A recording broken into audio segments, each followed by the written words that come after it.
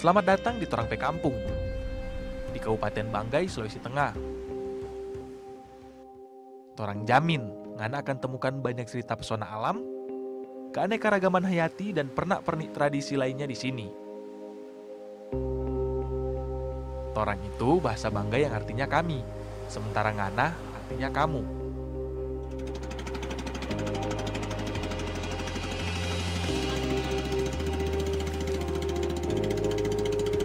Kalau ngana datang ke Torang Pe Kampung ini, sempatkanlah main ke Pulau Dua Balantak.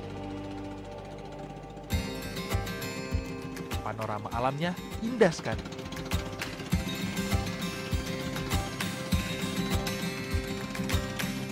Yang tidak percaya, ayo ikut. Torang ajak sekalian teman yang jago sekali ambil gambar.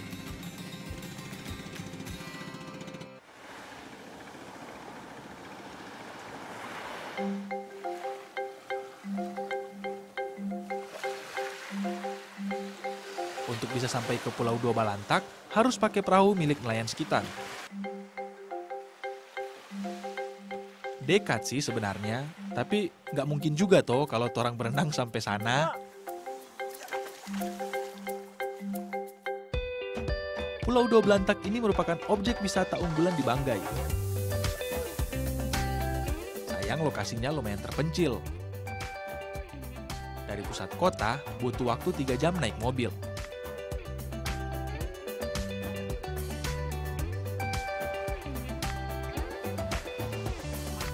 Di pulau ini ada bukit.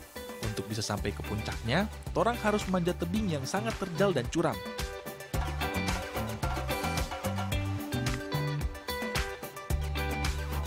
Harus hati-hati ya, karena kalau terpeleset sedikit, bisa langsung jatuh ke laut.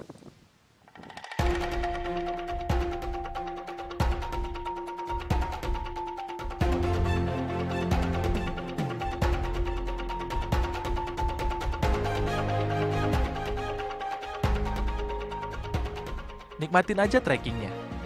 Lihat betapa eksotisnya pulau kebanggaan torang.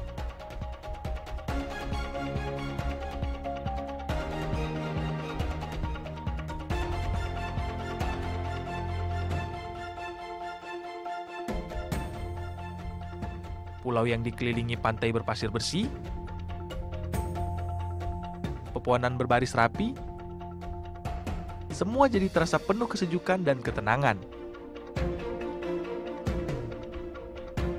Perlu keringat akan terbayar kalau kita berhasil sampai ke puncaknya. Ngana lihat jo sendiri pemandangannya di sini. Bagus sekali bukan?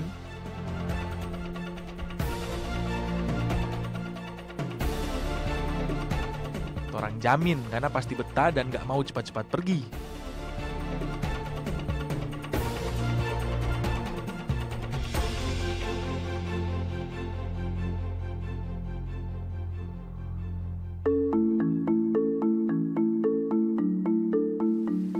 Banggai, Torang Pe Kampung halaman ini merupakan kabupaten di bagian ujung timur Pulau Sulawesi.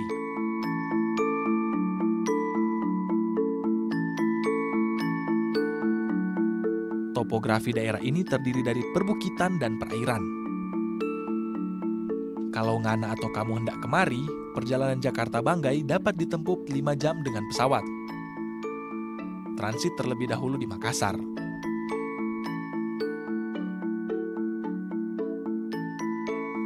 Ini maleo, satwa endemik Pulau Sulawesi. Aih, gagah sekali. Tapi awas, jangan sampai tertipu. Meski bentuknya menyerupai ayam, tapi maleo ini burung. Nama ilmiahnya Macrocephalon maleo. Burung maleo punya tonjolan besar di atas kepala, yang berfungsi untuk mendeteksi panas guna menetaskan telurnya.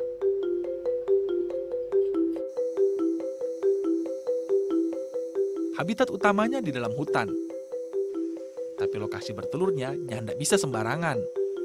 Harus berada di dekat mata air panas atau di pesisir pantai. Nah, beruntungnya pesisir kampung saya ini telah lama jadi lokasi maleo berkembang biak. Aih, bangga sekali.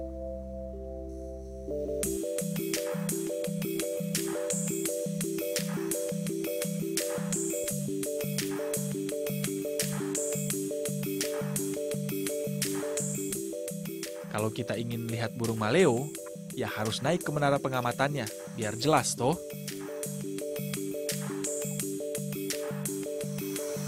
Tahun lalu hanya sampai 64. Tahun ini kita rekor baru 68. Oh iya, asik sekali saya bercerita sampai lupa kasih kenal nama. Saya penama Muhammad Rizky.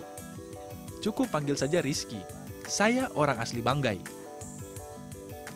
Kenalkan juga ini Pak Panji, salah satu petugas konservasi di sini.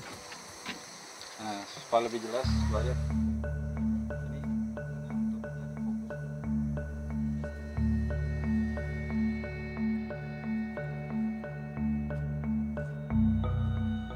Burung maleo termasuk dalam kategori satwa langka. Jumlahnya terus menurun karena adanya predator dan perambahan hutan. Makanya di kampung halaman Patorang, burung maleo kini dijaga betul populasinya, biarnya tidak punah toh.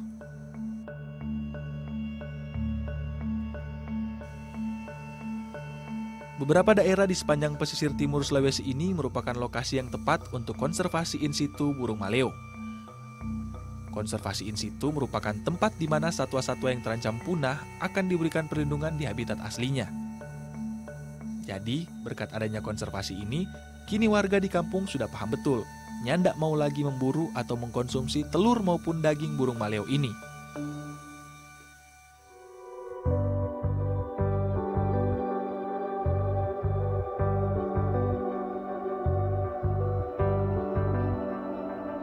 Bagi orang Banggai, maleo merupakan satwa yang dekat sekali keberadaannya dengan torang pe kehidupan. Di DP kampung halaman ini juga dibangun Maleo Center. Sini saya ajak kenalan sama Pak Mobius, ilmuwan dari Universitas Tadulako Palu, yang sudah meneliti burung ini selama lebih dari 10 tahun.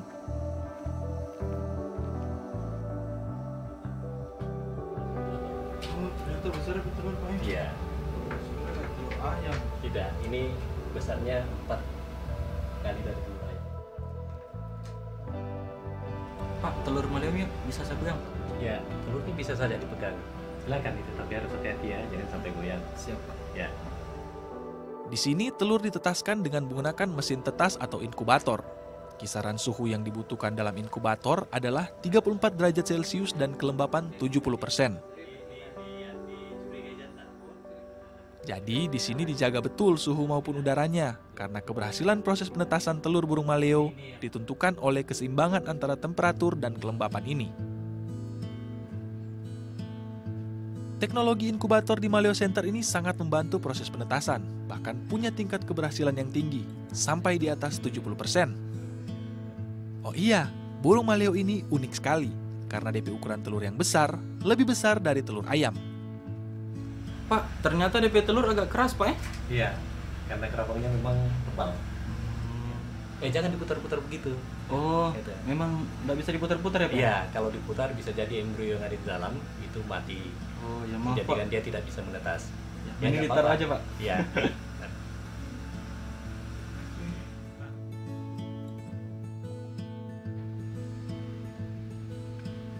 Selain sebagai tempat konservasi, Maleo Center ini juga berfungsi sebagai sarana edukasi lingkungan yang terbuka bagi warga. Diharapkan warga nantinya jadi lebih peduli pada keberadaan burung maleo. Karena penyelamatan burung ini juga jadi tanggung jawab kita bersama toh.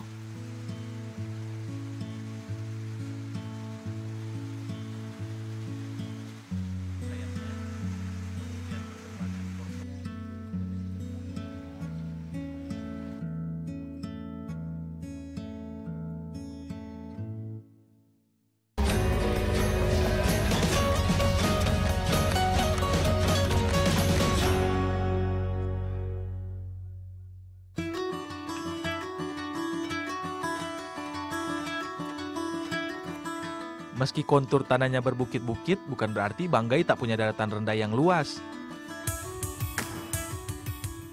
Ini salah satu buktinya, lapangan arena Gateball.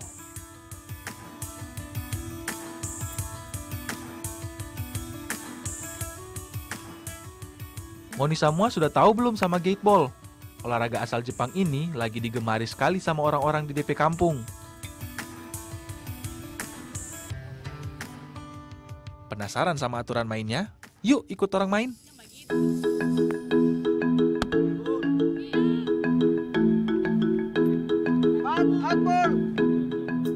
Gateball dimainkan oleh 2 tim. Masing-masing tim akan saling berlomba mendapatkan poin tertinggi. Poin didapatkan dari tiap pemain yang berhasil memasukkan bola ke dalam gawang.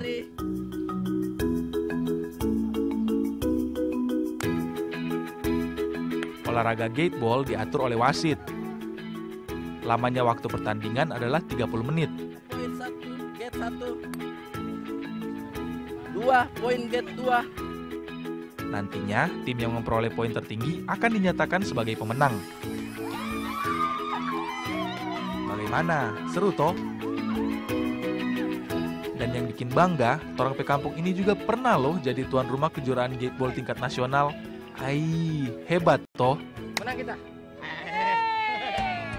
Sejatinya permainan gateball ini lebih menitik beratkan pada kemampuan mengatur strategi, kerjasama tim, dan kepemimpinan. Jadi bagaimana? Tertarik untuk mencoba? Datang saja ke sini, nanti saya ajak Ngana main sama-sama. Penyerahan hadiah juara 1 dimenangkan oleh Bang Segut.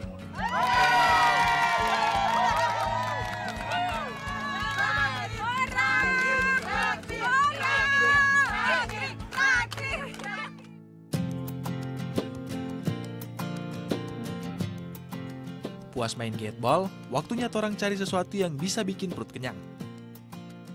Nah, di balik rimbunnya perbukitan di kampung halaman ini, juga tersimpan kekayaan alam lain loh. Apa itu? Ayo ikut torang main ke kebun pisang.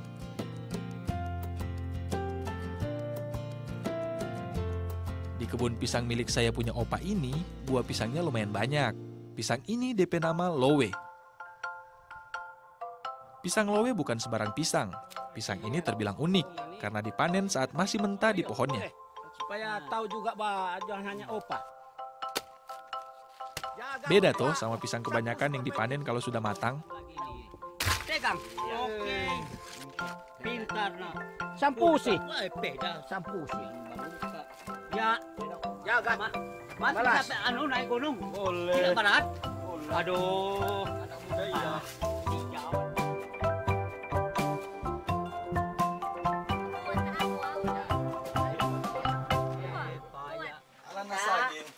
Imo buah mai ma buat saya te daw bantu Saya mah buat. daw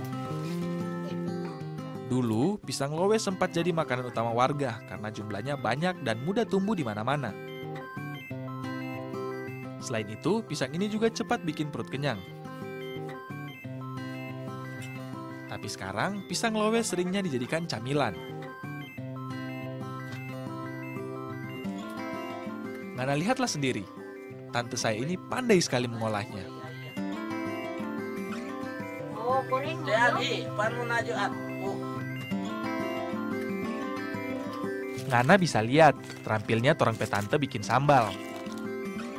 Ya, sambal ini buat teman makan pisang Lowe.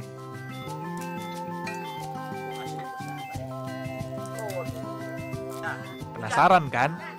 Ini bukan sembarang sambal. Karena bahannya bukan cuma dari cabai dan bumbu-bumbu lainnya, tapi juga dari ikan roa asap yang sudah ditumbuk.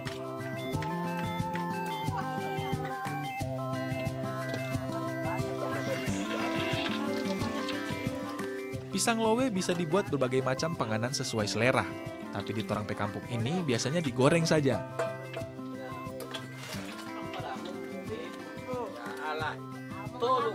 Namun yang bikin pisang Lowe ini istimewa adalah sambal ikan ini. Torang jamin, Ngana pasti langsung ingin cicipi. Kalau kung anu kontek bet ya katakon. Nah, ya. Siap. Dapat. Bersama oh, tamu nu seluruh rakyat Indonesia anak kita ya kamu. Ibu, buah me. Selamat sore. Pisang Lowe enaknya dinikmati hangat bersama-sama. Timpas. Pohon Pak Muati. Nah. Torang biasa menyantapnya sama keluarga dan kawan-kawan di kebun sambil bercerita. Ayo beli uno, diok nanabu mo. Dabu-dabu nyopet kalau matami ya kira bawa gitu. Ngana datanglah ke sini dan cicipi langsung makanan khas Banggai ini. Torang jamin rasanya sedap sekali. Pasti kurang kalau Ngana cuma cicipi satu potong saja.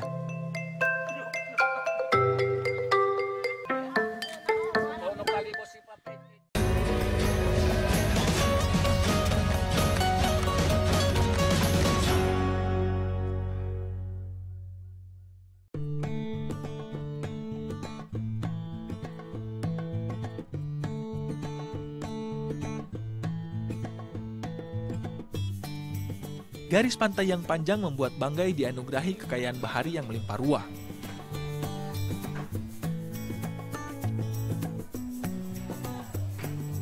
Hanya di sini Ngana akan mudah sekali temui orang-orang yang menjual aneka jenis ikan. Ikan-ikannya yang masih segar, hasil tangkapan langsung dari para nelayan. Pantas saja kalau warga di sini sehat-sehat toh, karena hampir setiap hari pasti makan ikan. Selain dikonsumsi pribadi, ikan-ikan hasil tangkapan nelayan di DP Kampung ini sebagian juga diolah menjadi ikan filet. Ayo ikut orang masuk ke dalam pabrik ikan filet, lihat langsung proses pengolahannya.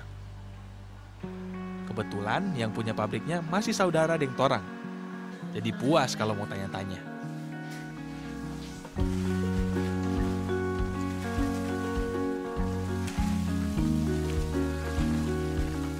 Ada banyak jenis ikan yang bisa diolah menjadi filet. Namun di sini, ikan kakap, kerapu, dan gurita jadi primadona karena melimpah.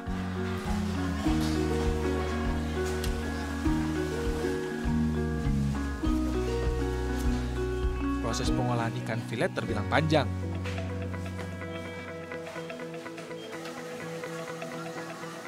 Setelah diterima dari nelayan, ikan-ikan ini dicuci, disortir, lalu ditimbang sesuai ukuran.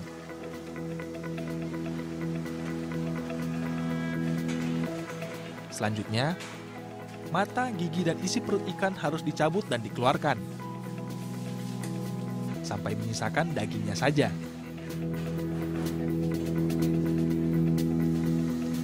Setelah itu, ikan disikat dan dibersihkan kembali.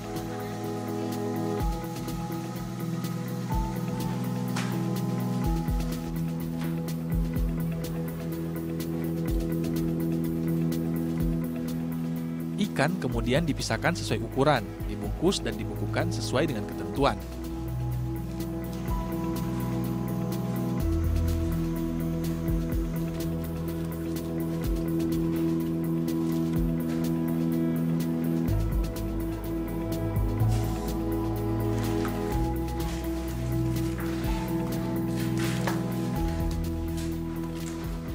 Ikan selalu dikemas dan diberi label.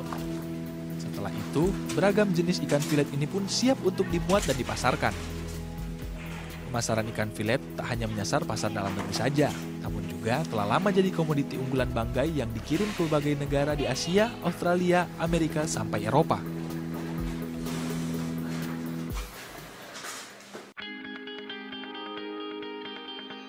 Benar kan torang bilang, ada banyak cerita dari Banggai. Mulai dari keanekaragaman satwa, hasil bumi, kuliner tradisional, dan tentunya pesona alam kami yang luar biasa. Torang bangga sekali sama torang pe kampung halaman ini.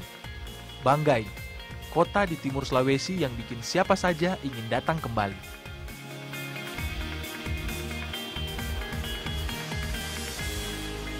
Indonesia, bagus!